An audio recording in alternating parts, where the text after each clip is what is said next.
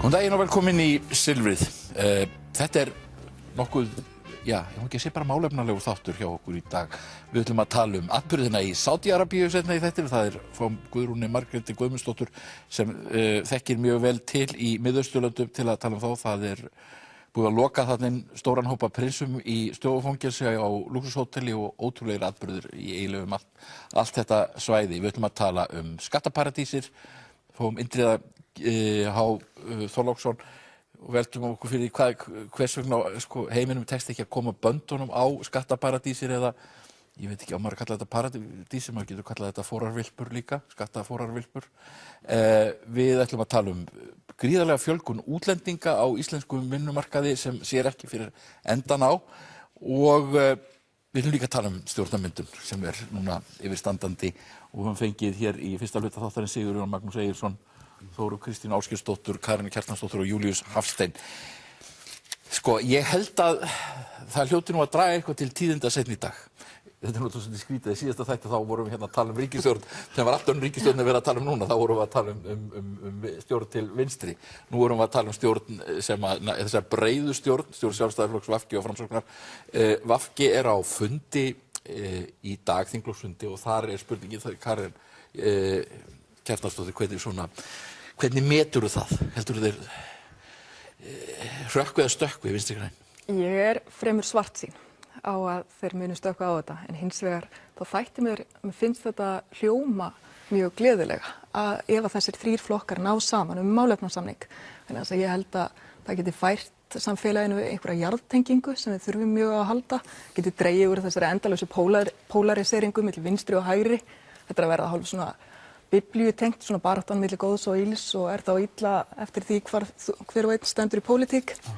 Þannig að ég væri mjög hlynnt því að þessir flokkar myndu ná saman og ég persónulega þá á ég erfitt með að átta mig hvers vegna andstaðan milli hjá mörgum, hjá Vinstri grænum svona mikil. Vegna þess að náist góður málefnasamningur. Sé ekki af hverju, og sérstaklega ef Katrín Jakobsdóttir í forsætisráðuneytinu, þá þætti mér bara ótrúlega fýsilegt að sjá hana leiða ríkisstjórn þar sem hún getur lagt áherslur á það sem brennur á henni, sem styrking innviða og uppbygging heilbrigðiskerfisins, og það að hafna því tækifæri á ég erfitt með að skilja. Já. Svona bara að því Sjálfstæðisflokkurinn vondur og það svona innbyggt í þig að þú hafir merkilegri réttlætiskennd. Þetta svona meðal margra stuðningsmanna VG háir þeim talsvert. Júlíus, hvað heldur þú að koma út úr þessu? Það ómögulegt að segja. Það byggist alltaf fyrst og fremst á því hvaða málefnasamningi þetta fólk nær saman. Og það grunnurinn að því að getur orðið góð ríkisstjórn. Sé hann þannig að það náist árangur í þeim verkefnum sem að þessi flokkar hafa verið að leggja áherslu á, þá getur þetta orðið góð ríkisstjórn. En svo kemur ýmislegt annað inn í þetta sem að menn þurfa að velta fyrir sér. Síðustu kosningabaráttan var dálítið sérstök, hún hálfgert böggla uppáð. Það voru allir að bjóða öllum upp á allt og það ekki hægt. Já. En svo við vitum, það ekki hægt að gera allt fyrir alla. Og þar að leiðandi var ég svolítið svona á nálum það að næsta ríkisstjórn var í það fljótlega að fara að hækka meira skatta vegna þess að skattar á Íslandi eru háir. En það þarf auðvitað að fara inn í ákveðnu uppbyggingu eða hjálpa meira til í eins og heilbrigðiskerfinu og svo framvegis. En ég tek það fram að mörgu leyti heilbrigðiskerfi á Íslandi mjög gott. Og mikil og góð þjónusta. En myndi þér finnast ásættanlegt að Sjálfstæðisflokkurinn færi þarna inn og leyfði Katrínu Jakobsdóttur að verða forsætisráðherra? Nei, mér finnst það ekki eigi að vera meginatriðið í sjálfum sér hver eigi að vera forsætisráðherra hverju sinni. En mér finnst það dálítið undarlegt að það lagt upp þannig í upphafið að þessi flokkar séu að tala saman og þá verði Katrín að verða forsætisráðherra. Og það hugnast mér ekki. Þetta byggist fyrst og fremst á því hvernig málefnasamningur og hvaða verkefni og hvernig þau ætla að fara í þau verkefni. En hvers vegna myndi þér ekki hugnast að sem sjálfstæðismann? Mér finnst það bara eðlilegt að Sjálfstæðisflokkurinn, sem langstærsti flokkurinn, hann eigi að stýra svona ríkisstjórn. Ég held að söguleg sjónarmið komið þarna við sögu. Þeir geta ekki unnt held ég vinstrimönnum að taka við þessu ráðuneyti. Ég held að það sé ekki málið. Það bara einfallega það að mér finnst það rangt að fara á stað í stjórnarmyndunarviðræður á þeim forsendum að ákveðin manneskja eigi að vera forsætisráðherra og svo skulum við fara í málefnasamninginn. Þetta öfugt að farið að mínu mati. Hvað segir Þóra Kristín, hvernig horfir þetta við þér? Heldur að Vinstri græn fari í þennan leiðangur? Já, það bendir margt til þess að þau séu að fara í þennan leiðangur og manni sýnist að það sé verið að réttlæta það. Sko, ég held að þetta verði mjög dýr ferð fyrir VG vegna þess að ég held að þeir, sko, kjósendur sá meðbyr sem VG fékk fyrir síðustu kosningar og hefur fengið, hann hefur verið frá fólki sem vill breytingar í samfélaginu. Ég sé ekki að þessir þrír flokkar saman, ég held að þeir laði fram svona ákveðið afturhald hverjir í öðrum og ég sé ekki að þeir standi fyrir neinar breytingar í íslensku samfélagi. Og ég held að þessi uppsetning muni valda mörgum stuðningsmönnum eða kjósendum, skulum við segja, VG vonbrigðum.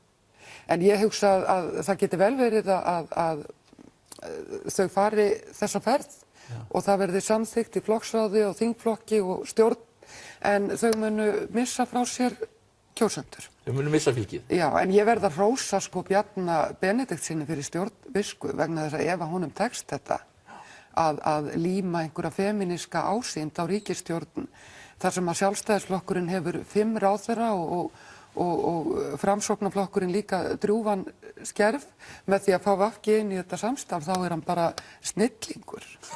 Það ekki? Já. Það ríkisstjórn frekukallarna með Katrínu Jakobsdóttur í forseti.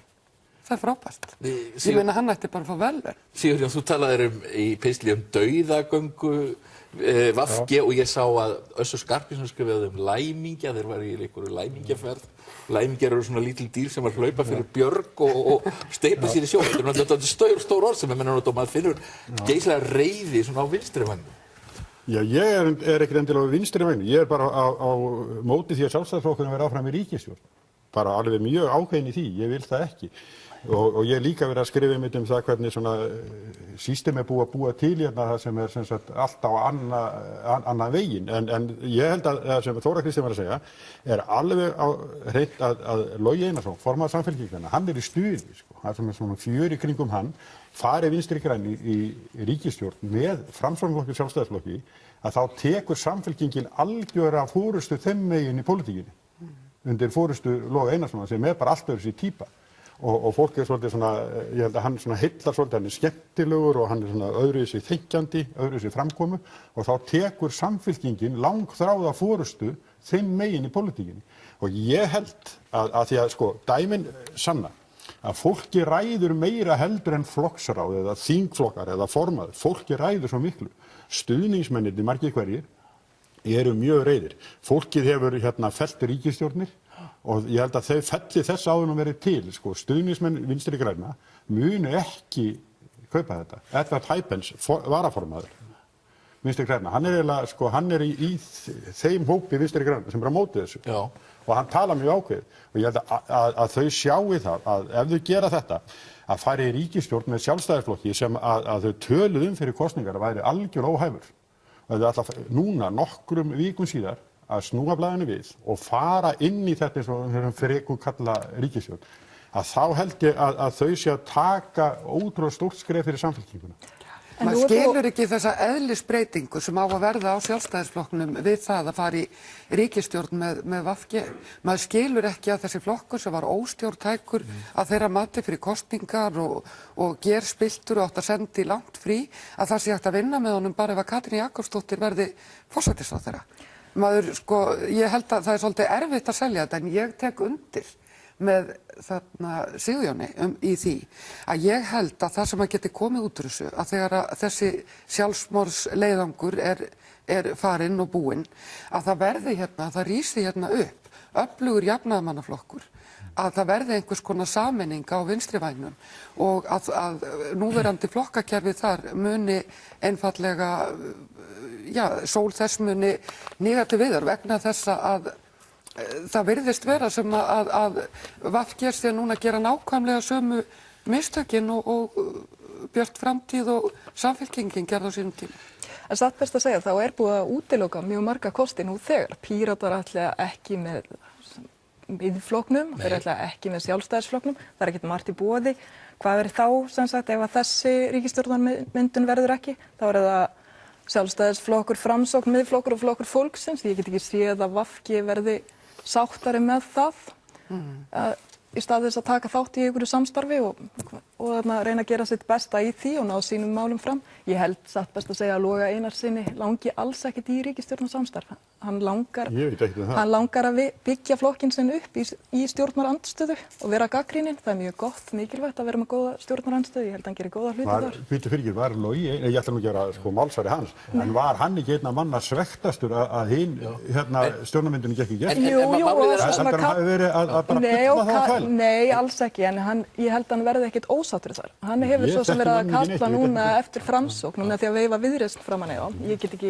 En málið að það gekk ekki saman með hinum þarna fjórum. Sigur Ingi ætlaði aldrei. Sko Framsókn ætlaði aldrei að standa við, það var aldrei heilsugar í þessu viðræðum. Þið það bara blasti við. En ok, Framsókn vill það ekki, sem þýðir það að sú stjórn er ekki að gera. Það kaupir enginn þær skýringar í raun og veru að einhvers konar stjórnarkreppa hafi leitt til þessar niðurstöðu. Í fyrsta lagi þá eru nokkuri dagar frá kosningum, það var kreppa í uppsiglingu. Það er allt í lagi að gefa sér tíma til að ræða málin. Og VG átti ekki að taka þetta í fangið, akkur ekki Framsóknarflokkurinn. Það er Framsóknarflokkurinn sem að vildi ekki... En er eitthvað stjórnarmöguleiki til vinstri? Egill, sko, þetta eru öðruvísi landslagi í stjórnmálum núna heldur nokkuð tímann áður. Það eru 8 flokkar á Alþingi og það hefur aldrei gerst áður. Og þetta fjórflokkadæmi sem við höfum hér, það er ekki öflugt og sterkt eins og var. Og svo byrjar öll þessi leiksýning, ef ég kalla það bara réttu nafni leiksýning, strax eftir kosningarnar að fráfarandi stjórnarandstaða ákveður það að setjast niður og reyna að búa til ríkisstjórn. Það gúffaði á 3 dögum. Af því að það var ekki. Og hvort líka það betur að vera. Og í framhald af því þá fara þessi 3 af stað. Og ég ekkert búinn að sjá það gerast, þó svo að menn segi, já það verður einhverju nýja fréttir seinna í dag, það vitum við ekkert um. Og mér hugnast ekki það að Vinstri grænir stýri þessari ríkisstjórn sem framundan ef að þessi 3 flokkar allar saman. Þannig að Sjálfstæðisflokkurinn ekkert vís með að samþykkja ríkisstjórn undir forystu Katrínar Jakobsdóttur. Akkurat. Það er ákveðin hópur innan. Og svo kemur varaformaður Vinstri græna og segir, já við förum ekki til ríkisstjórn ef að Bjarni Benediktsson verður ráðherra. Honum kemur það bara akkurat ekki við. Þannig að það er Sjálfstæðisflokkurinn sem ákveður það. Hverjir verða ráðherrar og þingflokkurinn. Og þetta náttúrulega dónaskapur á þessum manni að koma á sama tíma og þessi flokkar að tala saman sig. Þú mátt ekki vera ríkisstjórn og þú mátt ekki vera ríkisstjórn. Manni fannst það virka. Það sem gildir fyrst og fremst, Sigurjón, það veistu eins vel og ég, að það er ekki spurningin þegar upp er staðið hvaða ráðherrastólar raðast upp, heldur hvernig málefnasamningurinn verður á milli þeirra sem að ætla að fara í ríkisstjórn. Það er eitt af þessu sem við verðum að athuga, að það eru 8 flokkar á þingi, en eftir gærdaginn eru 6 þinghópar. Það er Kratablokkin, eða hvað viljum kalla það, Samfylkingin, Píratar og Viðreisn hafa tekið saman bandalag og þau koma fram sem einn hópur á þinginu. Það eru 8 flokkar og 6 þinghópar og þetta á að gjörbreyta landslaginu. Þau þurfa þá að fá Vinstri græn og Framsókn með sér, það er alveg ljóst. Eða fólksins, 32. Já, ég veit ekki hversu fýsilegt það er og nú þegar það þarna ekki dæma fólk að þú reynir. Nei, ég bara sé ekki að þeim gæti þótt að sem sagt Framsókn þykir mjög fýsilegt að fara með Viðreisn. Þannig, við skulum sjá hvort að flokkur fólksins komið þarna inn. Þetta verður spennandi. Svo er nú rétt að bæta við, 32 þingmenn síðasta ríkisstjórn, það voru 32 og hún springur á einhverju sem maður skildi aldrei hafa látið sér detta í huga með því sprengja ríkisstjórn. Ég hef vel skilið það ef þeir sprengt ríkisstjórnar á fjárlögum einhverju slíku. Eftir þeim forsetum sem maður voru, en það er björt framtíð, týnd framtíð. En finnst ykkur ekki snilt af Bjarna Ben þetta setup ef hann situr uppi með 5 ráðuneyti og þessa ríkisstjórn? Og fréttaflutningi lögbanni. Þetta er stórkostlegt. Veistu það, mér finnst það byggjast fyrst og síðast á þeim málefnasamning sem við ná saman. Ef hann er góður og efnilegur og framkvæmdin verður í þeim dúr, þá getur maður sagt já. En fram að þeim tíma og þá ekki að byrja á því að segja, heyrðu, við ætlum að fara í ríkisstjórn en þessi á að vera forsætisráðherra og þessi á að vera svona, þegar það eru aldrei gerst og það er alltaf byrjað á því að fara í málefnasamning. En það er þetta, ef við tölum málefni, ekki, þú veist, þetta að VG gæti í þessari stjórn sem væri, þú veist, þetta þessi breiða stjórn sem menn tala þeir hafa ákveðin, sko, þeir eru í dálítið góðu sambandi við Framsókn, að það er þetta að ná þarna fram alls konar málum sem hafa einhvern veginn ekki verið að rætast. Þeir geta farið í þessa innviðauppbyggingu, þeir geta farið í heilbrigðismálin. VG gæti meira að setja ákveðið stopp á einkavæðingu eða haft mjög áhrif á hvernig það fer fram. Ég meina, VG hefur ýmislegt, sko, ef að málefnasamningur góður, þá geta þeir náð ýmsu fram í svona ríkisstjórn. Valkosturinn gæti hins vegar verið fyrir þá stjórnarandstaða í 4 ára á móti stjórn Miðflokks, Flokks fólksins, Sjálfstæðisflokks og Framsóknarflokks. Men þetta er ákveðin hvað maður að segja, dilemma sem hún er í. Katrín. En þetta skaðaminnkunar sjónarmið, ég held ekki að það eigi við og við höfum séð þetta áður. Við höfum séð, tökum bara Framsóknarflokkinn sem dæmi á Davíðstímanum. Þegar að flokkurinn fór undir 5% í skoðanakönnunum og Halldór Ásgrímsson satt ennþá sem forsætisráðherra. Ég meina, hvað þetta var í rauninni ömurleg vegferð fyrir flokkinn. Sjáið ekki fyrir ykkur að þegar að kjósendur VG snúa baki við flokknum eða þessi svona hópur sem að fylgja honum núna, sem ekki kannski í innsta kjarna flokksins, þegar hann snýr baki við flokknum og flokkurinn fyrir að mælast kannski ykkur 5–8% í skoðanakönnunum og situr í forsætisráðuneytinu, það verður ömurlegt andrúmsloft. Og ég get alveg sagt þér það er alveg sama þótt að þeir ná ykkurum málum fram í ykkurum málefnasamningi núna, þeim verður ýtt aftar á listan og eftir því sem að flokkurinn smækkar í þessu samstarfi, þeim mun ólíklegra verður að þau komist í framkvæmd. Ég hef bara það mikla trú á Katrínu og þessu fólki að ég vona bara að þau nái saman og mér finnst þetta óþol fyrir málamiðlunum mjög skaðlegt að því ég meina lýðræði snýst það að tengja saman ólíkt fólk og ég meina finna einhverju lendingu sem allir sætta sig við og þegar bæði kjósendur og stjórnmálamenn þola ekki málamiðlanir þá finnst mér að eiginlega bara lýðræðisleg hegðun. Við erum þarna með 8 flokka, það eru augljóslega margar raddir uppi og það er mjög mikilvægt að við reynum að tengja fólk saman Það eru miklar viðsjár í heiminum, það eru miklar viðsjár í þjóðfélaginu, það er mikill ójöfnuður, það er margt sem kallar á miklar breytingar. Maður verður að geta í lýðræðislegum kosningum kosið breytingar. Það má ekki vera þannig að allir flokkar séu til í að miðla og verða sami grautur í sömu skál. Það getur líka verið ólýðræðislegt. En breytingarnar fengu ekki meirihluta. Eru menn ekki að þverskallast við að horfa á kosningaúrslitin eins og þau voru. Það sem kemur upp úr kosningum var ekki það sama og sagði í skoðanakönnunum og það sem kom upp úr kosningur, upp úr kjörkosningum, gerir bara einhvers konar breiðar málamiðlanir nauðsynlegar, annars þurfum við bara að kjósa aftur. En stjórnarandstaðan náði meirihluta, þó hann verið tæpur. En þeir hafa ekki einu sinni meirihluta í atkvæðum, þeir hafa bara meirihluta í þingmönnum. Já, en það er bara nákvæmlega eins og var síðan, sko. Þetta er svo tæft, já. En svo held ég líka þegar að tala mögulega stjórnarmyndanir að það held ég sé óþarfi að ræða saman Framsóknarflokk og Miðflokk saman í ríkisstjórn. Ég las bara síðast í gær færslu sem Silja Dögg Gunnarsdóttir þingkona Framsóknarflokksins skrifaði Miðflokkinn. Þessi flokkar eru ekki að fara að vinna saman. Það er algjörlega óhugsandi. Það er ekki frekar bara það er bara það ólíklegast af öllu. Og þannig að það þegar að tala þannig ríkisstjórn, það ekki. Ef við, staðan þess eftir kosningar, þetta er svona hrærigrautur og það er ómögulegt eins og þú ert að lýsa, ómögulegt að taka á hann, við vitum ekki hvað en þá hlýtur hver og einn flokkur að hugsa hvað ætlar hann að fórna sér mikið þess vegna, ætla Vinstri grænir bara henda frá sér hálfu fylginu til að geta farið inn í hagsmunagæsluna með hinum, ætlar að gera það? Er það hlutverkið, lesaðu það út í kosningu? Eða þá ekki betra bara verið stjórnarandstöðu og leyfa hinum að ráða? Já. Það verður skammin. En hverjir eru þau? Við Íslendingar, við kusum og við kusum þannig að við munum kjósa mjög fljótlega aftur.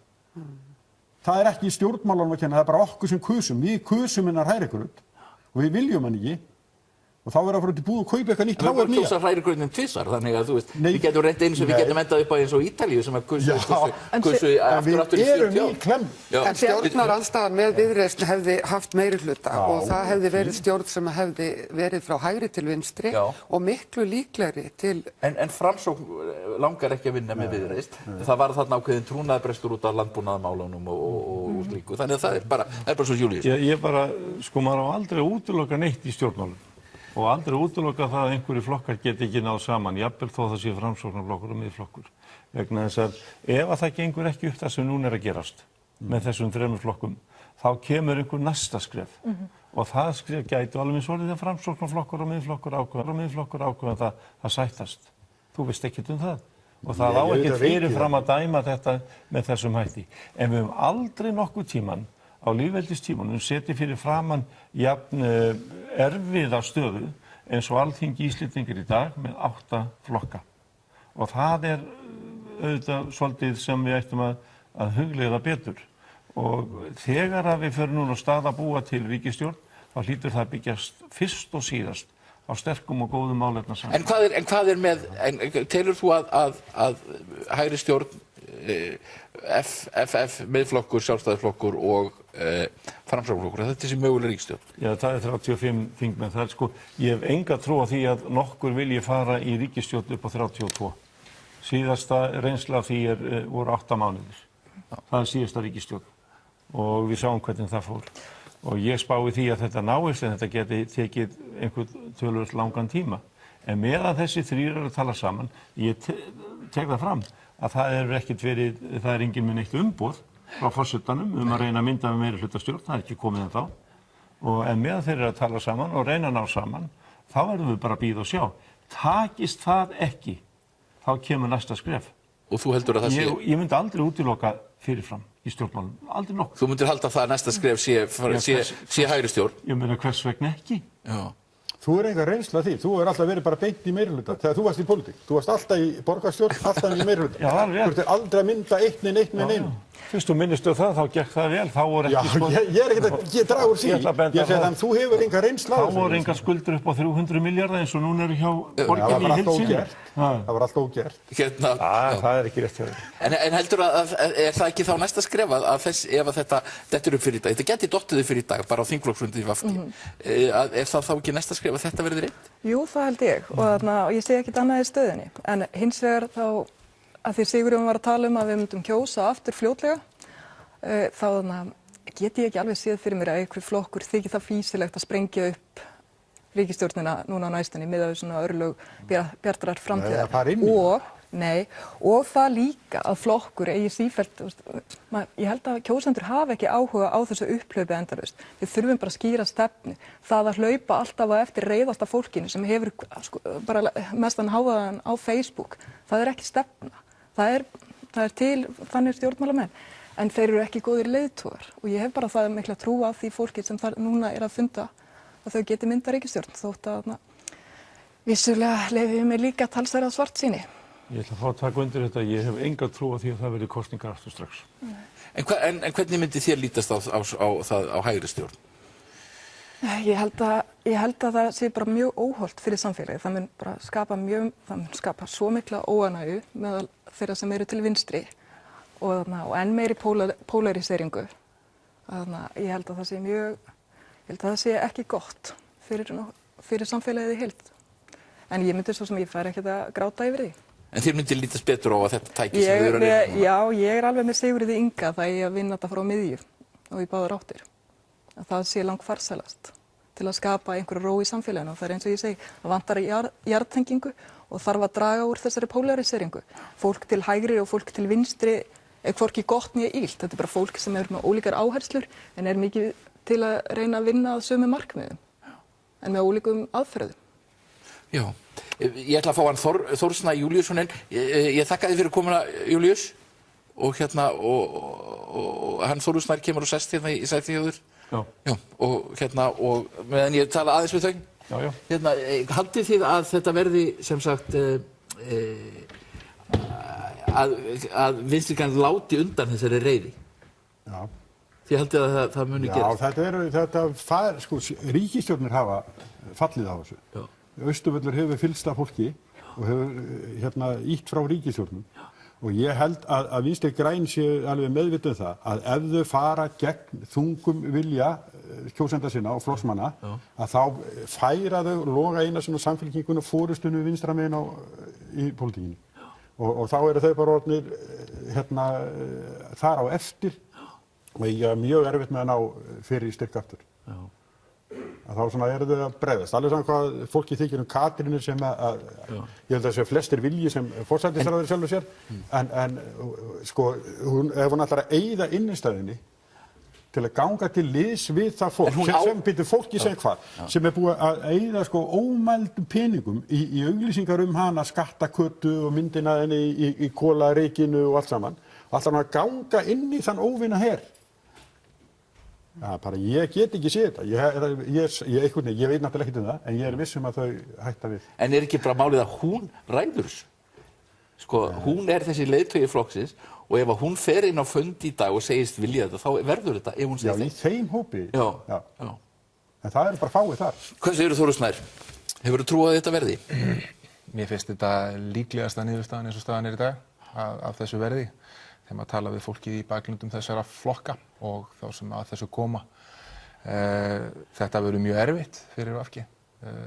Í könnun sem Gallup gerði 20. september þá voru kjósendur flokka spurðir hvaða flokk þeir vildu síst eða hverja þeir vildu sjá í ríkisstjórn. Það 3% kjósenda Vinstri grænna vildu sjá Sjálfstæðisflokkinn í ríkisstjórn. Það segir dálítið það hvernig baklandið hjá Vinstri grænum lítur á Sjálfstæðisflokkinn. Hann lítur, Vinstri grænir sem svona kannski frekar íhaldsamt afl en mjög kerfisbreytingu fram yfir annað og það það að koma Sjálfstæðisflokki úr ríkisstjórn. Þannig að ég held að vera mjög erfið sala fyrir Katrínu og þá sem að þessum viðræðum standa, en ef að það er vilji flokksforystunar að gera þetta, ef þau ná ákveðnum hlutum í gegn það að Katrín verði forsætisráðherra, jafnvel breytingar á fjármálaáætlun sem munu skila sér í svona lengri tíma aukningu í þá málaflokka sem Vinstri grænir leggja mest áherslu á, þá munum við líklega sjá þessa íhaldssömu, dálítið kyrrstöðu stjórn verða veruleika. En hún hefur samt ætti að hafa kraftinn til þess að beita sér í ákveðnum þjóðfélagsbreytingum. Sjálfstæðisflokkurinn í kosningastefnuskránni sýndi sko vinstri vangann mjög rækilega. Það er algjörlega skýrt að þú veist, sama hvaða ríkisstjórn við fáum, held ég, nema það bara, þú veist, minnihlutastjórn bara miðflokksins, sko, sem myndi líklega, þú veist, kúvenda samfélaginu. Þá munu vera miklir aukningar á fjármunum sem veitt í heilbrigðis-, menntakerfi og innviðauppbyggingu. En það var þetta landlæknir hér daginn sem sagði að það væri ekki nóg að auka fjárveitingar, það þurfti líka bara að skera upp kerfið. Og það er náttúrulega, þar þarftu pólitískan styrk. Algjörlega skýrt, við erum að samfélagi að breyta svo mikið á Íslandi og við verðum að þessi kerfi vera aðlagast þeim breytingum. Og mér finnst vanta umræðu það, þessar miklu breytingar sem að verða á samfélaginu í tengslum við þetta, alltaf verið að tala um krónur og aura, sko. Það er nú eiginlega þessum sem ég fékk þig hingað, ég ætla að tala við þig grein sem þú skrifaðir í Kjarnanum daginn og heitir Útlendingagóðæri. Þetta er mjög merkileg pæling og þetta náttúrulega byggir á hagtölum, tölum innflutning fólks og við erum náttúrulega í svo grenjandi efnahagsgóðæri hérna núna með þennan mikla hagvöxt, en það er að miklu leyti borið upp, þú nefnir þannig í greinni, þetta er náttúrulega makrillinn kom og ferðamennirnir, en þetta er að miklu leyti borið upp á útlendingum og það virðist bara ætla að aukast. Já, við erum búin að vera með stanslausan hagvöxt frá 2011. Allar spár gera ráð fyrir áframhaldandi hagvexti. Við erum með svona, ef maður leyfir sér að sletta, meira sustainable hagvöxt núna en við höfum verið með í öðrum efnahagsuppsveiflum vegna þess að ferðaþjónustan kemur inn sem svo risastór stoð og stærsta stoðin undir hagkerfinu. Og hún stöðugri en til dæmis það þið ætlum að fara að verða bestu bankamenn í heimi, en vorum það alls ekki. Þetta er mjög mannaflsfrek þjónusta sem eða atvinnuvegur, ferðaþjónustan og afleitu atvinnuveginni sem tengjast henni eins og byggingaiðnaðurinn og svo, hann kallar á mikið magna fólki. Og á Íslandi í lok árs 2011 bjuggu tæplega 21.000 erlendir ríkisborgarar á Íslandi. Í byrjun þessa árs voru konir yfir 30.000. Það sem af þessu ári, fyrstu 9 mánuðum ársins á þessu ári, en við fjölgaðum 6.300.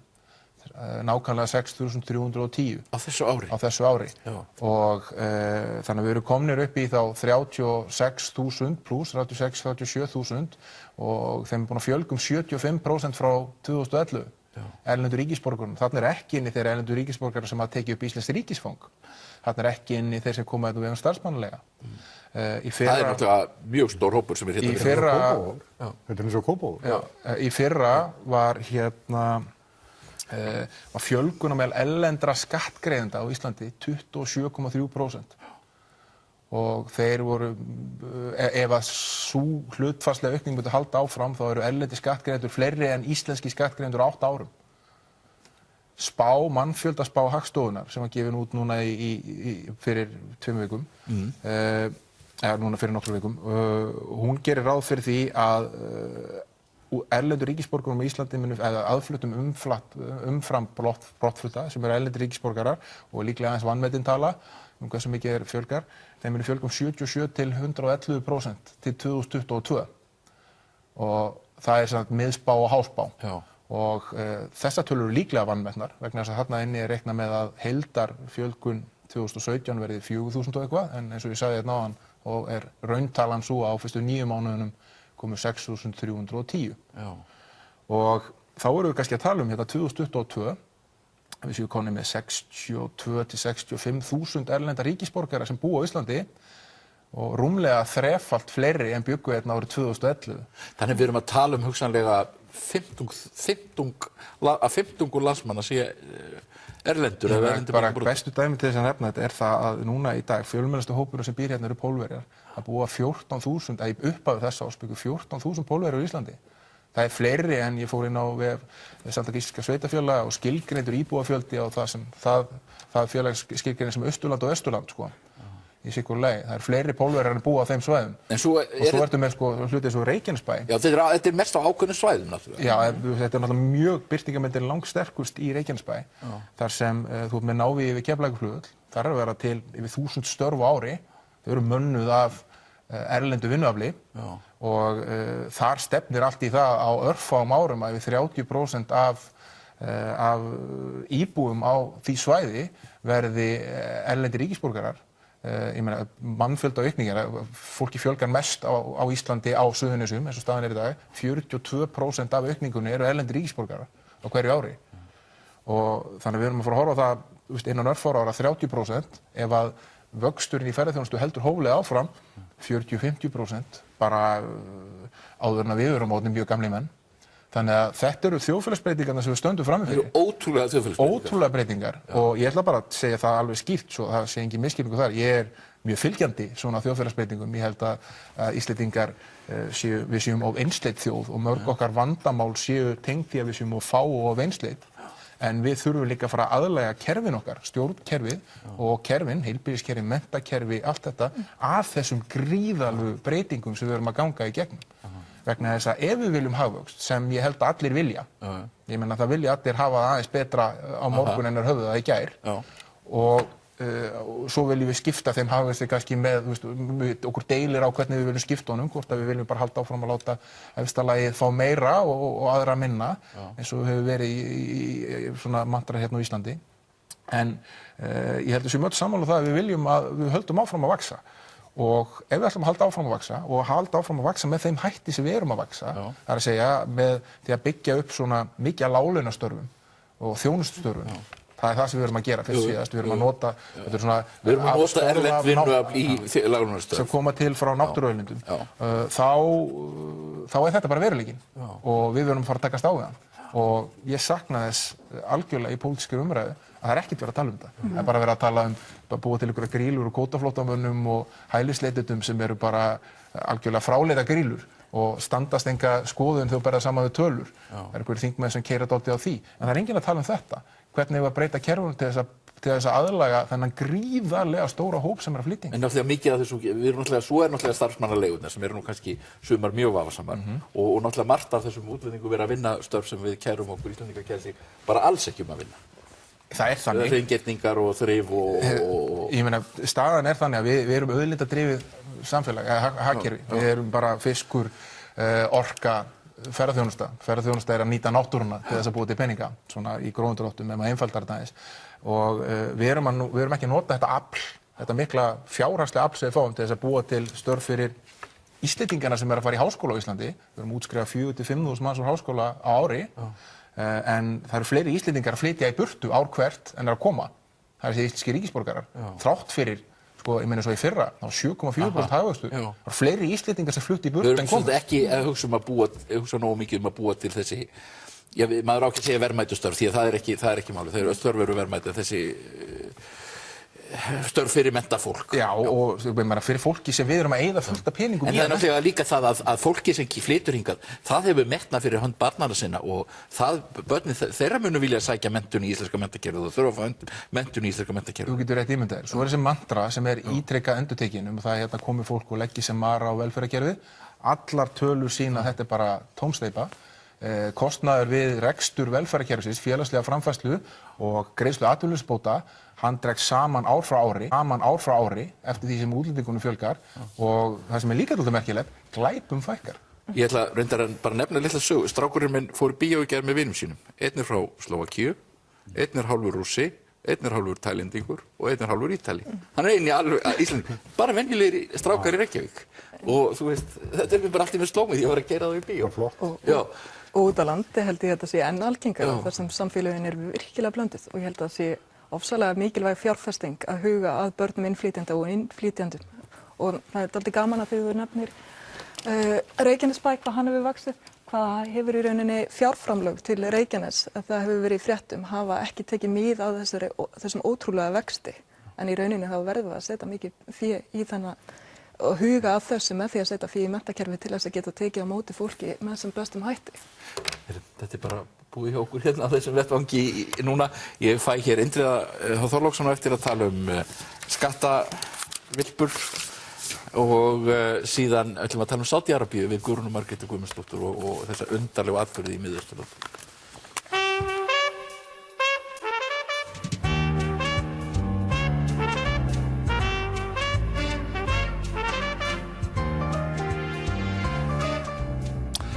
Skattaundanskot auðmanna og auðfyrir skattaskjól, skattaparadísir hafa enn einu sinni verið í fréttum undanfarið núna vegna lekans sem er kallaður paradísarskjölin.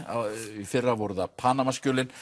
Við erum að sjá greinar eins og í Süddeutsche Zeitung sem byrjaði með þennan paradísarleka, það sem er beinleiðis ávarpaður forstjóri Apple fyrirtækisins og hann beðinn að fara að borga skatta eins og maður í þeim löndum þar sem Apple starfar. Við erum með Thomas Frank, mjög áhrifamikinn pislahöfund í Guardian sem spyr af hverju höfum við búið til skattaparadísir fyrir milljarðamæringa. Svo reyndar tengist þetta kannski svolítið pólitíkinu á Íslandi því að Viðskiptablaðið var með þessa sláandi forsíðu hér í vikunni, flóttaleiðir auðmanna. Eignamestu einstaklingarnir skoða stöðu sína. Það er sem sagt, þannig er þessi undirliggjandi hótun að ef að við pössum upp á að skattar sé ekki nógu lágir, að þá muni eignamestu Íslendingarnir fara með peningana sína burt og það er sýnt hérna flugvél á leiðinni í Suðurlönd. Indriði Þorláksson, af hverju tekst okkur ekki að koma böndum á þetta? Já, það er stórt spurt. Þetta er vandamál sem að flesta þjóðir er glíma við.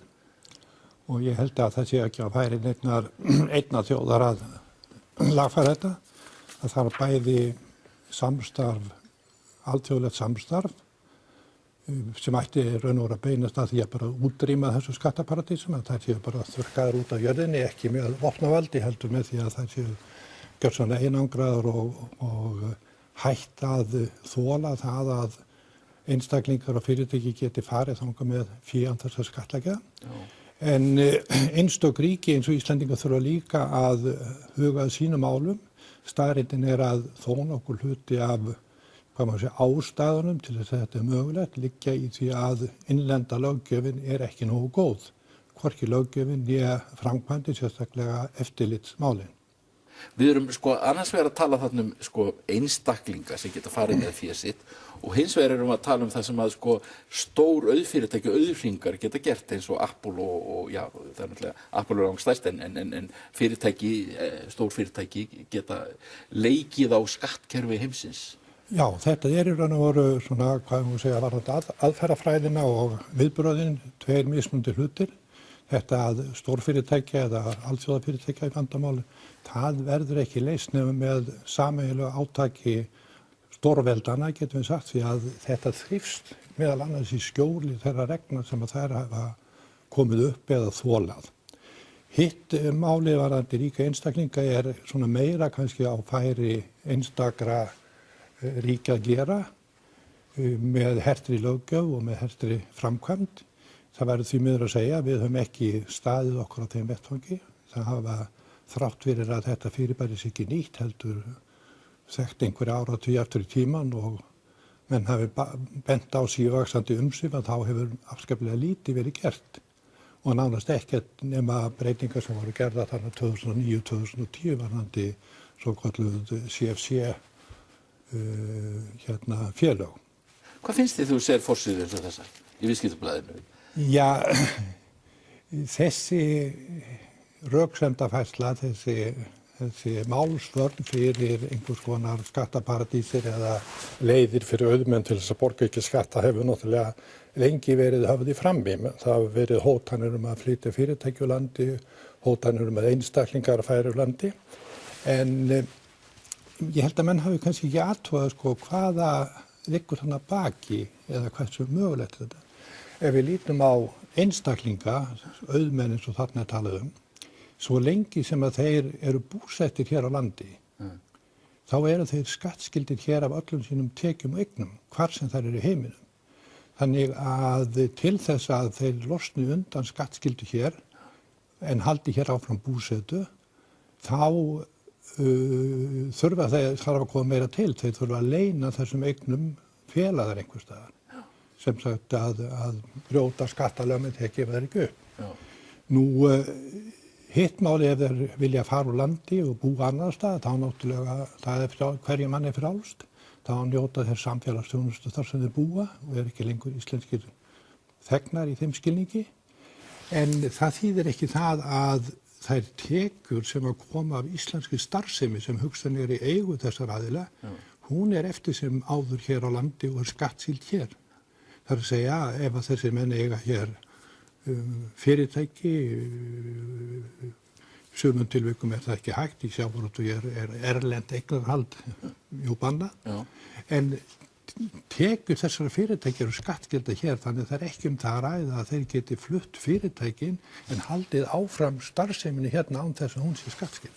Þannig að þetta svona svolítið blöff áráður í þessu líka, því að þarna fyrst og fremst að ræða hvort að einstaklingarnir sem slíkir farið ekki. Nú við erum opið samfélag og segjum komið þeir sem koma vilja, en við ætlum líka að segja farið þeir sem fara vilja, sem ekki vilja lifa hér í samfélaginu og bera þær skyldur sem að ber og njóta þess sem þeim ber. En þetta náttúrulega mikið óréttlæti gagnvart þeir sem eftir eru ef að mönnum tekst þetta. Það Já, en það má líka spyrja sig, ef að þeir halda hér áfram að búa án þess að borga skatta, hverju þá tapað? Hverju þá tapað? Já, ef að þeir, eins og segja, ef þeir borga ekki skatta og vilja ekki borga skatta, og hann halda hér áfram að búa hérna, hverju þá tapað þó þau fari? Já, þú meinar það. En af hverju gengur svona erfiðlega að ná utan þetta? Á alþjóðavettvangi? Alþjóðavettvangi held ég að meginskýringin, svona grundvallarskýringin að mörg af þessum lágskattarsvæðum eru svona einhvers konar verndarsvæði, þetta fyrir nýlendur eða nýlendusvæði í stórveldana og þeir halda yfir þessu verndarhendi, þetta eru fátæk ríki í þeim skilningi, það lítil efnahagsstarfsemi, þetta lítil þjónusta og svo framvegis. Það eru 20-30.000 fyrirtæki í 5.000 fermetrar byggingu, sem segir alla sögulega. Þetta hefur líka þýtt að þessi ríki, bæði Bretland og Holland, Bandaríkin, hafa verið mjög treg í að ganga mjög hart fram í því að þrengja að þeim. Og það ekki fyrir núna þegar menn sjá hvílíkt umfang þetta að svona vonið til að breyting verði á. Þetta svona ein ástæðan.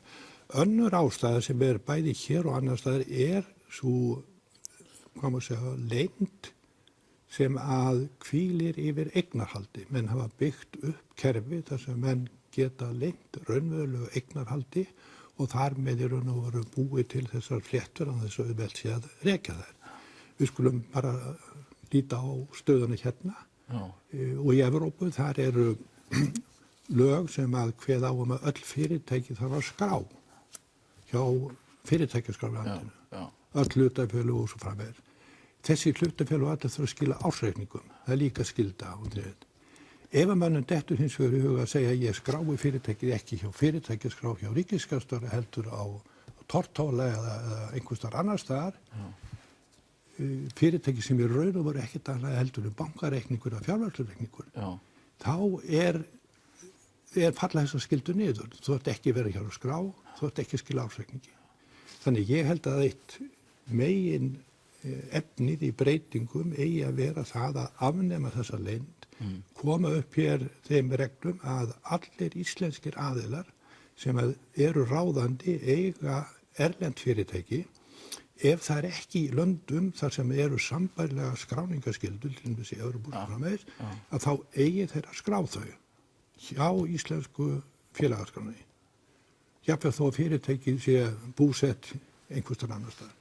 Og að á þessum fyrirtækjum eigi að hvíla nákvæmlega sama skylda og íslensku fyrirtækjum, fyrirtækjum í Íslandi, þeir eigi að skila hér ársreikningi og þeir eigi að skila hér skattframtali. Sem sagt svo fremi að þeir séu ekki inn í þessum, hvað maður segja, siðmenntuðu ríkjum sem að gera sambærilega kröfur í þessu efni sem reyndar meginhluti allra. En svo finnst manni það náttúrulega þarna munur, menn hafa oft notað eitthvað siðferðisrökin í þessu, að þetta sé ósiðlegt, en svo kannski það sem glæpsamast, erum við að tala að það séu nægilega sterk viðurlög?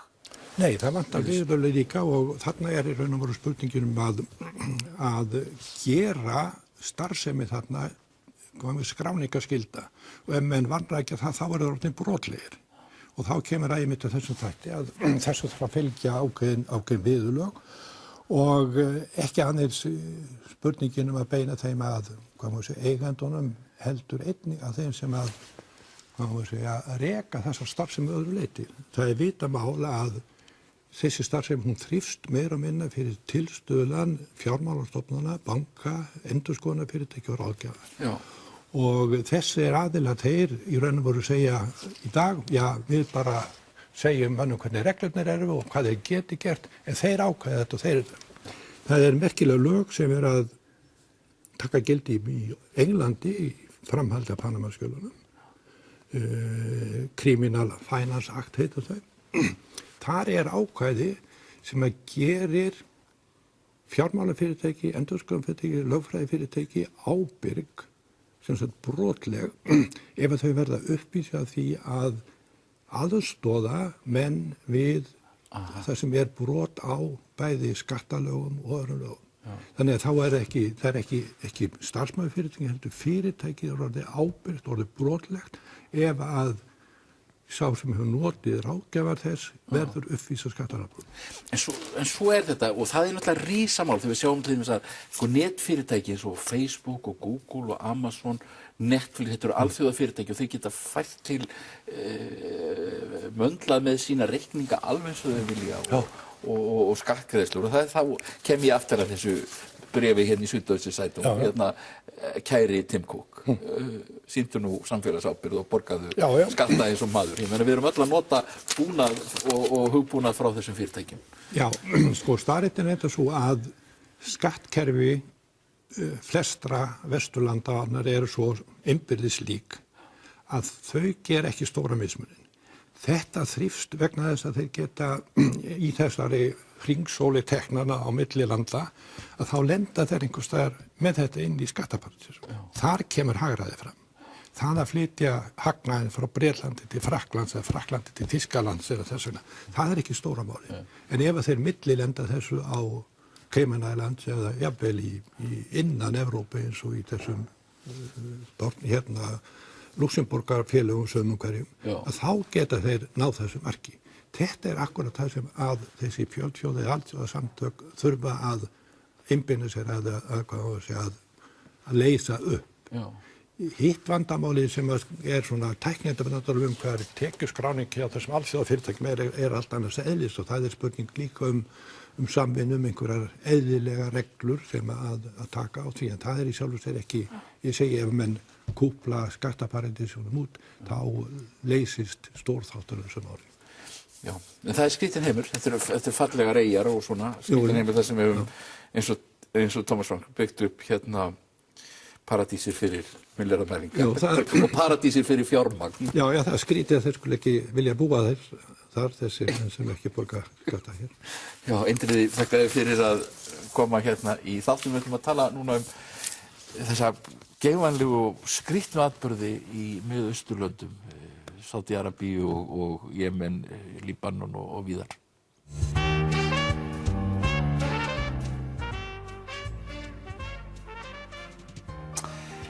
Hingað er komin Guðrún Margrét Guðmundsdóttir, mannfræðingur, velkomin. Við ætlum að tala um Sádi-Arabíu og fleira. Þú ert nú öllum hlutum kunnug þar. Þetta eru skrítnir atburðir. 4. nóvember, Mohammed bin Salman, krónprinsinn sem að þarna ræður mestur núna, hann tekur fullt af frændum sínum og auðfólki og löðmönnum lokar það inn í stofufangelsi á Ritz-Carlton hótelinu. Og leið er þarna forsætisráðherra Líbanons að því virðist komin í bara stofufangelsi í Sádi-Arabíu. Hvað er þetta? Hvað er að gerast það? Þetta er náttúrulega innanríkismál, sem sagt þetta eru bæði innanríkismál og svo er þetta líka til tegir þetta anga sína víðar, eins og þú komst inn á áðan í kynningunni. Og málið er þessir 200 aðilar teknir fastir og eru sem sagt ekki allir á hótelinu reyndar en það eru 11 prinsar, 4 ráðherrar og margir fyrrum ráðherrar sem eru teknir sem sagt fastir þarna og eru fastir í þessu hóteli. Bankareikninga, þeim er bannað að fara eðlilega og þetta er svona er sagt vera að hann sé að þetta sé hörir gegn spillingu sem er líklegast rétt og ekki rétt en Mohammed bin Salman er mjög svona metnaðarfullur maður og hann er búinn að koma sér á 2 árum núna frá því að vera 3. svona in line þangað til að vera 1. Nú er hann orðinn krónprinsess og er einráður og eitt sem er gríðarlega mikilvægt, einn af þessum 200 aðilum eru frændan sem að var sem sagt hann er yfir hvað segir maður, svona þjóðaröryggismálum og þar með er Mohammed bin Salman komin með yfirráð yfir hernum, lögreglunni og þessari svona þjóðaröryggismálum, svoleiðis að hann er einráður. En er þetta ykkur leyti barátta gegn spillingu eða er þetta valdabarátta bara? Jú, þetta er líklega svona eftiráskýring vegna þess að fullt af þessum mönnum vildu ekki svona af ólíkum ástæðum vera með honum í þessari svona, það kallast Sádi-Arabíu Vision 2030 sem þýðir það að hann ætlar absolútlega modernisera að nútímavæða Sádi-Arabíu og það sem hann er búinn að gera sannarlega er að í raun og veru svona aftengja þessa klerk eða svona prestastéttina eða trúaröflin, búinn að aftengja það og gera það miklu valdaminni og svo líka er hann náttúrulega búinn að svona þú veist, þetta kerfi sem fyrir er svona tribal kerfi, opaslega mikla svona reglur og hefðir í kringu það og hann er líka búinn að í raun og veru brjóta það svolítið að hann stendur pínu einn og hann er að heimta fólk komið á bak við sig og svo er sagt að þessir aðilar séu að mestu þeir sem eru á móti þessari svona nútímavæðingu, svona nútímavæðingu íslam og annars konar, en það er bara alls ekki rétt, þetta eru líka svona stjórnarandstæðingar og svo hafa þarna aðilar verið drepnir. Einn frændi sem var drepinn í þyrlu þegar hann var að reyna að flýja og annar á heimili sínu og það sem er áhugavert, hvernig þú varst að minnast á Saad Hariri, hvernig hann er boðaður til Sádi-Arabíu, hann er nátengdur þeim, hann er með sádiska ríkisborgararétt. Svoleiðis að hann er boðaður þarna og hann er alveg hissa og boðaður þarna og svo bara nokkru tíma seinna, eða svo þegar hann lendir þar, þá fattar hann að það er ekki allt með felldu. Þá koma bara öryggislögreglan inn í vélina, taka símann hans, hann er bara settur reyndar má að vera á heimilinu sínu þar og er sem sagt með sádiskan passa, vegabréf líka. Þannig að hann sko látin lesa upp sko afsögn, svo veist, sem forsætisráðherra Líbanons. Sem forsætisráðherra Líbanons. Þetta finnst fólki mjög dularfullt vegna þess að þetta stemmir eiginlega ekki, þetta ekki hans orðfæri. Það var einhver að segja að það er spurning hvort að Trump og félagar hafa komið eitthvað nálægt í sem hann átt að segja, því hann segir hluti eins og já, ekkert gott kemur frá Íran. Það er ástæðan akkur svo átilla sem hann gefur þegar hann les upp þessa tilkynningu, sem er mjög ólíkt honum, þessir orðfæri sem hann notar, er það að það er verið að það á að taka hann af lífi og Íran stendur á bakvið það og Hizballah. Og Líbanir eru alveg brjálaðir yfir þessu vegna þess að tók rosalega langan tíma, það var stjórnarkreppa í Líbanon í langan tíma og stjórnarflokkur Hariri er með Hizballah í ríkisstjórn. Og þetta er eina skipti í langan tíma í Líbanon þar sem allir stjórnarflokkur eru sammála og segja bara einni röddu, við viljum fá Hariri heim. En þetta er ofsalega flókin staða því að Líbanon, við höfum nú alltaf séð mörg hörmuleg borgarastríði í Líbanon. En að bak við þetta er alltaf þessi samkeppni milli Írans og Sádi-Arabíu. Já, og náttúrulega Bandaríkin koma þarna með og náttúrulega stilla sig saman með Sádi-Arabíu.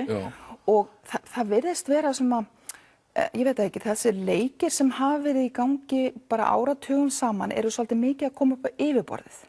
Og þetta er athyglisverð staða og það virðist vera að þú færð, þetta eru ungir leiðtogar núna í þessum Gulflöndum, bæði Sheikh Tamim í Katar, 35 ára og svo er það hann Mohammed bin Zayed sem er í Sameinuðu furstadæmunum, forseti Abu Dhabi og svo þessi Mohammed bin Salman, þetta er nýja kynslóðin og það er sannlega svona mikil nútímavæðing í allstaðar en hún er miklu erfiðari í Sádi-Arabíu vegna þess að forsenda Sádi-Arabíu hefur verið það að þeirra tengs við Íslam og það að þeir hafa verið með þetta ákveðinu svona Wahhabi eða salafista trúboð út allan heim. Svo núna einhvern veginn er eins og að vera að reyna að endurskrifa söguna. Þeir alltaf, við lofum við komum ekki nálægt, nú erum við að berjast gegn hryðjuverkum.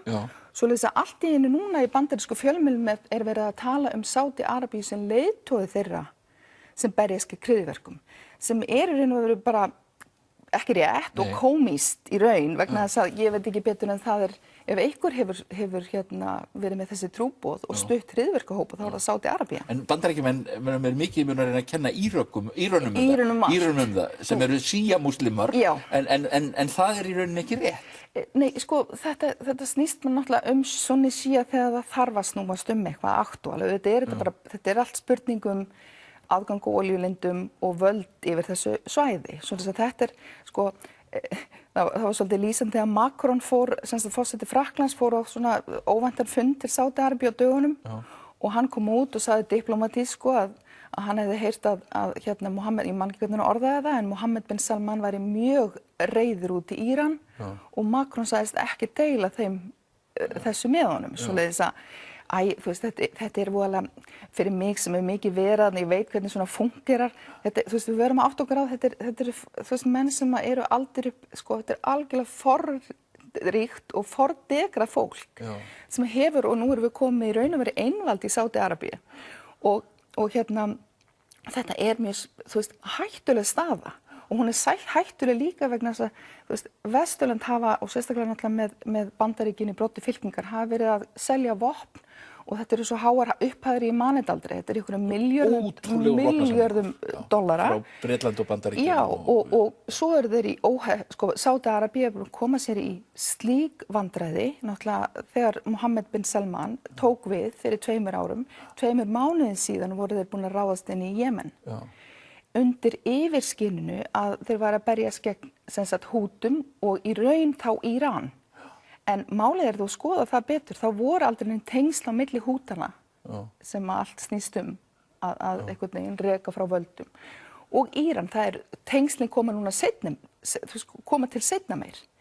Svoleiðis að hann er að spila hræðilega hættulega leiki og það ég meina auðvitað getur vel verið að ráðan bara dögum. Ég meina hann er óstöðvandi. En þetta andstyggilegt stríð sem þeir eru með í í eitt það versta. Þetta er bara lítið fjallað um það. Lítið fjallað um það og það er náttúrulega hluta til er það vegna þess að Vesturlönd sko það er þessi vopnasamningar og með þessum vopnasamningum og gríðarlegum sendingu til Sádi-Arabíu þá eru sendir sko hermenn og menn frá þessum Lockheed Martin, þessum vopnaframleiðendum sem eru að aðstoða við að nota þessi vopn rétt og þetta er náttúrulega ólöglegu gjörningur. Þó að þú veist eins og Bandaríkin hafa verið með mjög vafasöm stríð svona þessi óopinberu svona covert stríð í Jemen lengi að þá erum við komin á annað stig svoleiðis að það er eins og Vesturlönd get ekki beinlínis gagnrýnt Sádi-Arabíu af því að sko þau eru einhvern veginn virðast vera orðin samsíkjur og sérstaklega náttúrulega í þessu viðbjóðslega stríði